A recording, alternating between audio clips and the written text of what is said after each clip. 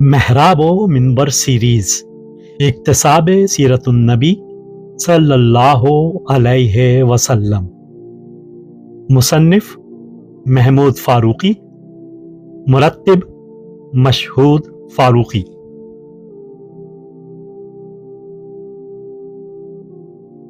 پانچواں حصہ دعوی نبوت اور ابتدائے دعوت اسلام۔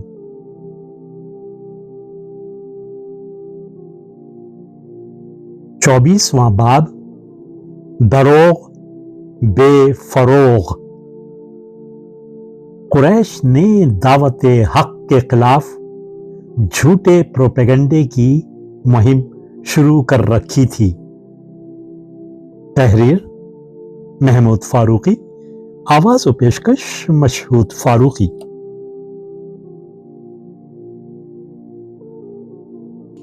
سرداران قریش نے چند نوجوانوں کو بھی پیچھے لگا دیا تھا جو طرح طرح کے فقرے کستے رہتے، اور جب کعبے کے اطراف لوگ طواف میں مصروف رہتے تو وہ حرم میں راستے پر کھڑے ہو جاتے، اور رسول اللہ وہاں سے گزرتے تو طنز سے پوچھتے، بتاؤ دوبارہ فرشتہ تو نہیں آیا تھا؟ آسمانوں کی کوئی نئی خبر لایا ہے؟ اچھا بتاؤ آسمانوں میں کیا کچھ ہو رہا ہے؟ حضور اکرم صلی اللہ علیہ وسلم بڑی سنجیدگی اور وقار سے گزر جاتے اور ان کی گستاخیوں پر صبر کرتے۔ ان باتوں سے ان کا مقصد یہ تھا کہ باہر سے آنے والے زائرین بھی ان ٹھٹوں میں شریک ہو جائیں اور اس فقرہ بازی کو سن کر رسول اللہ صلی اللہ علیہ وسلم کی بات کو اہمیت نہ دیں۔ ان کی توقع کے مطابق کچھ لوگ ان باتوں پر ہنس بھی دیتے، مگر ایسے بھی تھے جن کو ایک معزز، شریف اور سنجیدہ آدمی کے ساتھ یہ مسخرہی ناگوار گزرتی تھی۔ ان کی ہمدردیاں رسول اللہ صلی اللہ علیہ وسلم کے ساتھ ہوتی تھیں، اور ان میں سے بعض ان چھوکروں کو ڈانٹ ڈپٹ بھی دیتے تھے۔ ایک اور تدبیر انہوں نے یہ کی تھی کہ جب رسول اللہ صلی اللہ علیہ وسلم تبلیغ کا فریضہ انجام دے کر جاتے تو سننے والوں کے ساتھ مل کر بیٹھتے اور پھر گزشتہ پیغمبروں کے فرضی معجزوں کا ذکر کرنے لگ جاتے کہ عیسیٰ ہر روز لوگوں کی نظروں کے سامنے آسمانوں پر پرواز کرتے تھے، اور موسیٰ راتوں کو اپنا بستر ہوا میں لگاتے تھے۔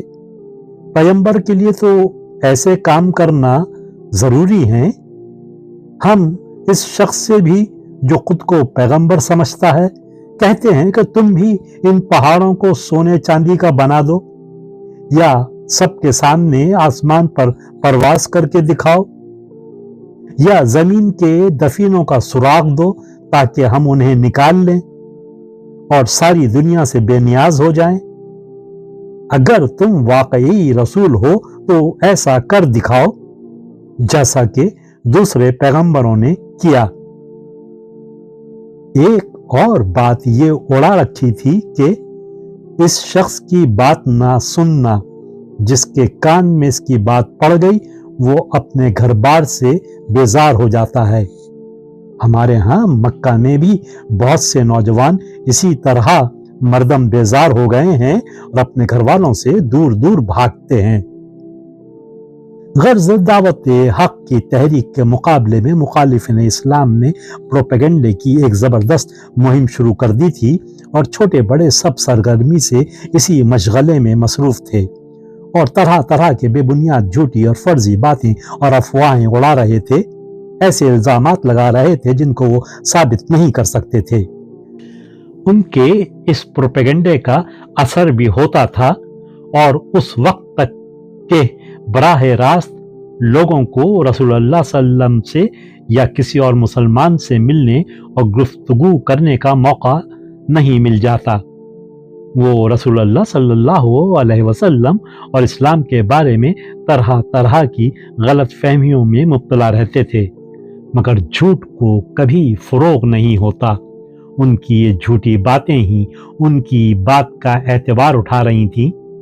اس زہریلے پروپیگنڈے کو سننے کے بعد جب بھی حقیقت حال سامنے آتی تو وہ بے اختیار دین حق کی صداقت اور داعیان حق کی راستگوئی کے قائل ہو جاتے اور ان کو حق بجانب سمجھنے لگتے۔ اسی طرح ان کی ہمدردیاں دعوت حق کی تحریک اور اس کے لیے صبر آزما جد و جہد کرنے والوں کے ساتھ ہو جاتی۔ طفیل دوسی کے ساتھ بھی یہی کچھ ہوا۔ طفیل بن عمرو قبیلہ دوس کا ایک سردار تھا، نہایت شریف الطبع اور خوش مزاج آدمی تھا۔ شعر و کتابت میں بھی اس کا دور دور تک شہرہ تھا۔ کلام و بیان کی پرکھ میں اس کی رائے کو وقت حاصل تھی۔ اس حج کے موسم میں مکہ آیا تو قریش کے لوگوں نے رسول اللہ اور اسلام کے خلاف خوب کان بھرے اور اسے ڈرا دیا یہ جادو کا کلام ہے، جو سن لیتا ہے وہ اپنے خاندان سے بیزار ہو جاتا ہے۔ چنانچہ طفیل جب طواف کے لیے حرم کی طرف جاتا تو اپنے کانوں میں روئی ٹھونس لیتا کہ کہیں جادو کا یہ کلام اس کے کان میں نہ پڑ جائے۔ مگر ایک دن اس نے رسول اللہ صلی اللہ علیہ وسلم کو تلاوت کرتے ہوئے دیکھ لیا اور اس کے دل میں خیال آیا کہ میں تجربہ کار آدمی ہوں، کلام و بیان کی مجھے خوب پہچان ہے، ایسا بھی خوف کیا، یہ جو کچھ پڑھ رہے ہیں سن تو لوں کہ کیا ہے۔ اس نے کانوں سے روئی نکال لی اور سنا جو کچھ سنا، اور خوب جان گیا کہ یہ قریش کا مکرو جھوٹ ہے جو اتنے پاکیزہ اور مؤثر کلام کو جادو بتاتے ہیں۔ پھر اس نے خود بھی اسلام قبول کیا اور اس کے اثر سے اس کے قبیلے کے بیشتر آدمی بھی مسلمان ہو گئے۔ ویڈیو دیکھنے کے بعد چینل کو سبسکرائب کرنا نہ بھولیں اور تازہ ترین اپڈیٹس کے لیے گھنٹی کے بٹن کو ضرور دبائیں تاکہ ہمارے منفرد اور پر اثر پیغامات آپ تک پہنچتے رہیں، اور اگر لائک کریں تو اپنے دوستوں کے ساتھ شیئر کریں۔ شکریہ۔